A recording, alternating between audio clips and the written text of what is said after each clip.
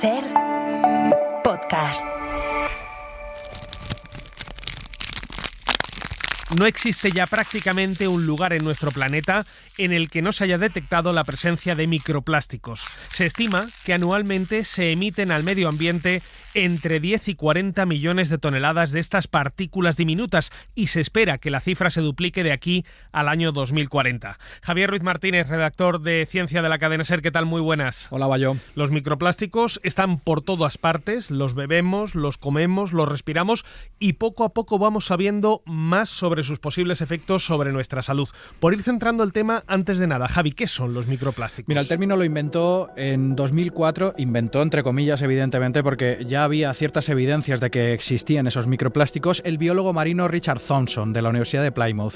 Es su artículo de Science el primero que documentó que había microplásticos en el agua de los océanos. Y mira, por ejemplo, lo que decía este artículo que se titulaba ¿Dónde está todo el plástico? Nuestros hallazgos demuestran la amplia extensión espacial y la acumulación de este tipo de contaminación. Dado el rápido aumento de la producción de plástico, la longevidad del plástico y la naturaleza desechable de los artículos de plástico, es probable que esta contaminación aumente. Así que los microplásticos nacidos de diversas fuentes fueron, a partir de aquel día, una evidencia científica revisada por pares. Fragmentos menores de 5 milímetros, es decir, más pequeños que la punta de un lápiz, que luego te voy a hablar de dónde salen, pero déjame que te anote aquí algo que Richard Thompson ya comprobaba en su estudio del año 2004. Es una foto de un microscopio. Figura 1. Los plásticos microscópicos fueron ingeridos por gusanos poliquetos, percebes y anfípodos durante los ensayos de laboratorio. Aquí se muestra un fragmento de plástico microscópico en el tracto intestinal del anfípodo llamado Orchestia gammarel. En la imagen vemos la zona intestinal del ser vivo y los microplásticos en su interior. Ya desde hace años sabemos que determinados seres vivos, sobre todo los que filtran agua del mar o de los ríos, contienen algunos microplásticos. ¿Cómo acaban los microplásticos en el agua, Javi? La verdad es que los productos que consumimos, prácticamente todos ahora mismo los contienen.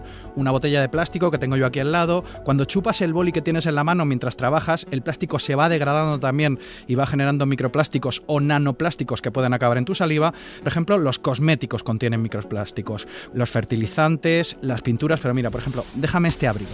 Dice que el relleno es de poliéster al 100% y que el exterior es de nylon al 100%. Este abrigo, que parece de tela, realmente es al 100% de plástico. Cuando lo lavamos en la lavadora, por tanto, desprende microplásticos. Y si todo genera microplásticos, ¿eso en qué se traduce a efecto mundial? Mira, según datos de la Agencia Europea de Medio Ambiente, cada año se vierte a nuestro entorno natural del 2 al 4% de la producción mundial de plástico, entre 6 y 15 millones de toneladas. A pesar de que una parte de esas partículas viaja por el aire, la mayoría va a parar al océano a través de ríos y corrientes de agua dulce, donde se produce una contaminación que es invisible pero masiva. Hay un estudio bastante reciente, es un compendio de estudios que ponen el foco en la contaminación de los principales ríos de Europa: el Loira, el Rin, el Támesis, el Tíber, el Ebro.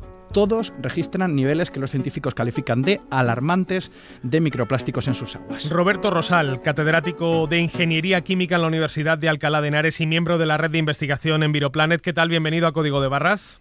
Un placer estar con vosotros. ¿Deberíamos estar preocupados, muy preocupados o alarmantemente preocupados por la presencia de microplásticos en el agua? Bueno, alarmantemente yo creo que no. Los alarmismos son malos y en temas científicos más.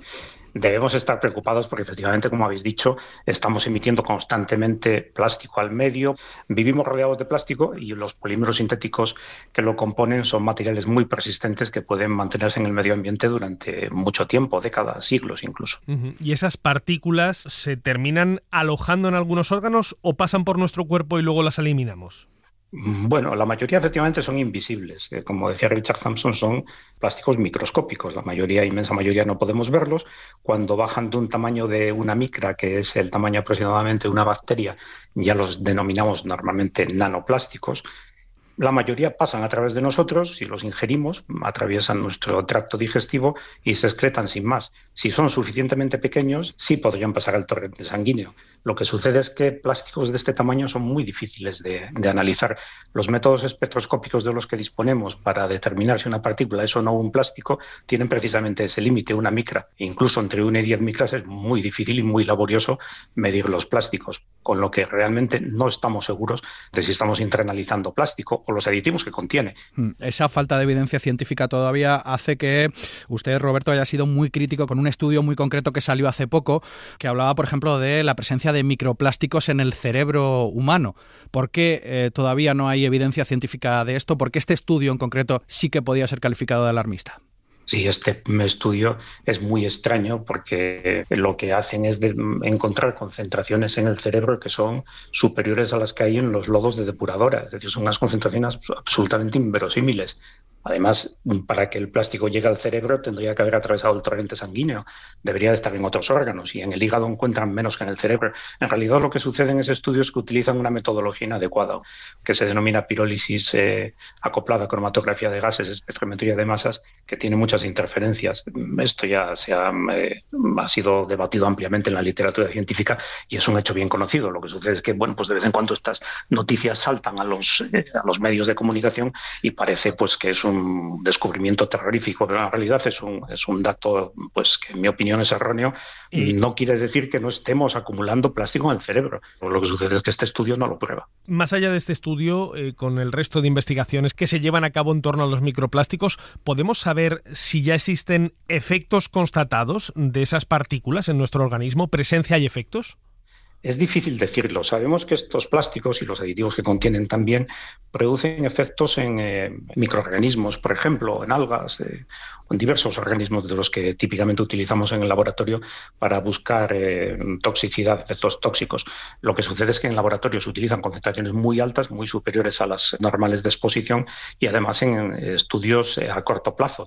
Es decir, lo que no sabemos es si para las exposiciones a las que nosotros estamos expuestos y a largo plazo podemos sufrir efectos tóxicos. Ese es un tema que aún se desconoce y bueno, es uno de los motivos por los cuales la Agencia Europea de Sustancias y Mezclas Químicas considera que los plásticos son sustancias sin umbral de riesgo, es decir, que deben ser tratados como si fuesen persistentes, bioacumulables y tóxicas sin que exista realmente una evidencia de ello, sino por la aplicación del principio de prudencia. Roberto Rosal, catedrático de Ingeniería Química en la Universidad de Alcalá de Henares, muchísimas gracias por haberse pasado hoy por Código de Barras a explicarnos lo mucho o poco, Javi, que sabemos de momento sobre la presencia de microplásticos en el organismo humano. Pues sí, mientras la comunidad científica aclara las dudas que todavía surgen, si es que es evidente algo, es que vivimos rodeados de microplásticos, como ha dicho Roberto Rosal, y también que están en el agua que bebemos. Le hemos preguntado a Luis Baviano, de la Asociación Española de Operadores Públicos de Abastecimiento y Saneamiento, una pregunta muy clara. ¿Estamos haciendo lo suficiente para afrontar este problema?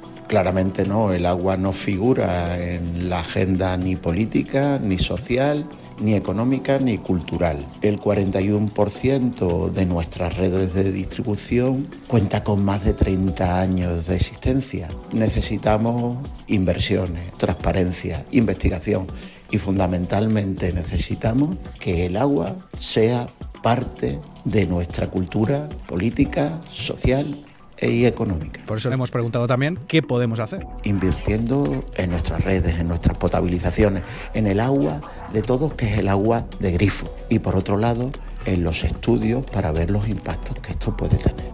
Quien se ha propuesto hacer algo concreto, que como ves, Bayo, no hay muchas cosas haciéndose ahora mismo al respecto, es Ismael Olmedo. Es CEO de una empresa que se llama Captoplastic, que ha desarrollado un sistema patentado que hace dos cosas. Primero, localiza y cuenta microplásticos en el agua de una forma muy novedosa y después los elimina. Ahora mismo están construyendo, con apoyo de la Comunidad de Madrid, una depuradora que va a capturar, cuando abra, microplásticos en 100.000 litros de agua cada hora. Ismael Olmedo, ¿qué tal? Bienvenido a Código de Barras. Hola, ¿qué tal? Básicamente lo que están creando es una especie de filtro gigantesco, ¿o es algo mucho más evolucionado que eso de cara a poder capturar esos microplásticos? No, es algo mucho más evolucionado. O sea, nosotros tenemos una tecnología que nace con una patente de la Autónoma de Madrid, donde somos capaces, por un lado, de medir y, por otro lado, de eliminar los microplásticos. ¿Cómo se eliminan esos microplásticos? ¿Cuál es la técnica que utilizan? Bueno, pues lo que hacemos es, en un flujo de agua, normalmente los microplásticos están donde hay más cantidades en el agua residual, pues lo que echamos es en ese flujo un captador que lo que hace es se pega a los microplásticos para formar un aglomerado y entonces, como ese aglomerado tiene propiedades magnéticas, lo hacemos pasar por un campo magnético y se queda ahí capturado. Y luego lo que hacemos es, con una solución salina, lo partimos y lo que es el captador vuelve a ser reutilizado una y otra vez, y entonces tenemos separados los microplásticos. Una vez que ya han sido capturados, pues se le da una segunda vida. Pues, por ejemplo, se pueden hacer maderas plásticas o se pueden utilizar para otro tipo de utilidades. Para que salgamos de dudas, estamos hablando del agua corriente que sale por el grifo de las viviendas, en este caso las de la Comunidad de Madrid. ¿Hay una alta presencia de microplásticos en el agua corriente? Hay poca presencia de microplásticos. Donde hay más es en el agua residual, y la principal fuente de esos microplásticos pues son las lavadoras, que a la hora de lavar la ropa pues van generando microplásticos que con el sistema, en el desagüe que hay en las casas y en el sistema de alcantarillado, acaban en las depuradoras urbanas, ¿no? Luego también pues los neumáticos, a la hora de funcionar, generan microplásticos que cuando llueve pues todo eso acaba también en las alcantarillas y las depuradoras urbanas, ¿no? Y hay otras fuentes, pero normalmente está en el agua residual. Y lo que suelen hacer las depuradoras es que, como se generan lodos, tanto en el proceso primario como secundario, una gran parte de ese microplástico acaba en los lodos.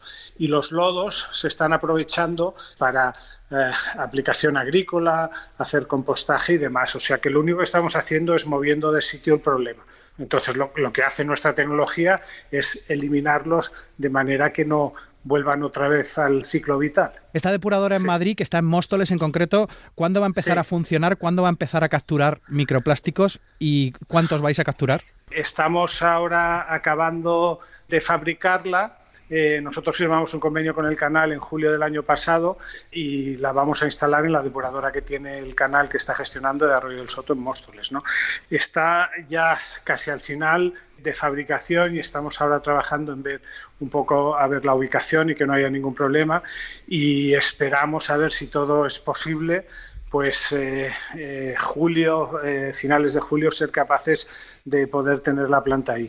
Ismael Olmedo, CEO de la empresa Captoplastic, que ha desarrollado ese sistema innovador para localizar y eliminar los microplásticos en el agua residual. Muchísimas gracias por haberse pasado por Código de Barras. Gracias a vosotros. Un saludo. Javier, lo que estamos viendo es que no hay conclusiones definitivas, aunque sí sospechas crecientes de que el consumo masivo de microplásticos deja un rastro en nuestro organismo. Por eso, los expertos recomiendan disminuir el consumo de agua y otras bebidas embotelladas, no calentar comida en táperes y recipientes de plástico y reducir el consumo de alimentos ultraprocesados, incluido ese té en una bolsita de nylon que muchas personas se preparan cada mañana. Sí, ¿no? Una cosa que hay que hacer, y eso es también lo recomiendan los médicos, los científicos, todo el mundo, es limitar al máximo posible nuestro contacto en un mundo de plásticos. Y también un consejo, échenle un vistazo a la parte de abajo de las botellas, donde tienen ustedes una señal. Verán que si pone 1, significa que solo pueden usar esa botella o ese vaso solamente una vez. Y a partir de ahí empieza el desgaste. Empieza la degradación y empieza a aparecer los microplásticos. Javier Ruiz Martínez, compañero de la sección de Ciencia de la Cadena SER, muchísimas gracias. Un saludo. Gracias por escucharnos. Todos los contenidos de Código de Barras están disponibles en la app de la Cadena SER y en nuestros canales de Spotify, Apple Podcasts, Google Podcasts, iVoox y YouTube. Y recuerda, siempre nos puedes escuchar en directo los domingos de 6 a 7 de la mañana en la SER. Cadena SER. La radio.